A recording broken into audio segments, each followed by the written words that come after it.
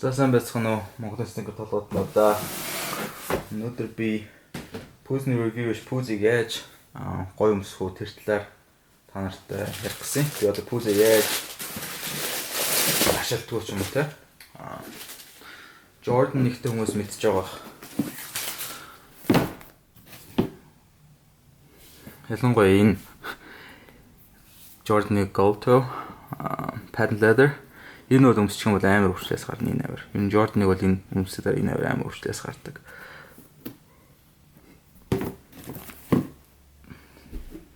Энэ болохоор миний байнгын өмсдөг Jordan 1 band болов Bread 1. Харах юм бол юучлээс бол юм байхгүй. Би энийг бодвол нэг 15 6 удаа өмссөн баг. Хурцлээс бол байхгүй хэвээр.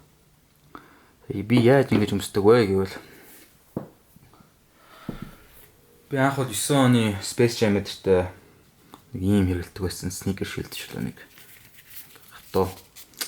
Энэ яг хурцлээснээс хамаарна л да. Гэхдээ энэ бол хөлөнд бол өвтэй хийдэг биш. Энэ амар хөлөнд ивгүй онцгүй. Би одоо юу хэрэгэлдэг вэ гэвэл нэг ийм force field нэг юм байгаа. Доторх нь ямар байдаг вэ гэвэл нэг ийм зөөлхөн материалтай юм байгаа. Энэ бол пүүзэндээ хийсэн байхад бол мэддэхгүй. Тэгээ бас хөлөнд бас тийм юу тийм эвгүй гэсэн бол байхгүй. Хөлөнд бол амар зөөлхөн материал нь бол баг байгаа мэддэхгүй. Энийг хэрэгэлдэг болохоор миний пүүзүүд ер нь шинээрээ байдаг.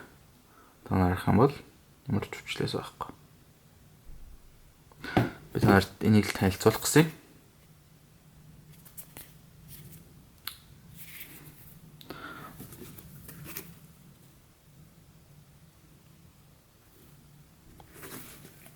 Alright, I'm out.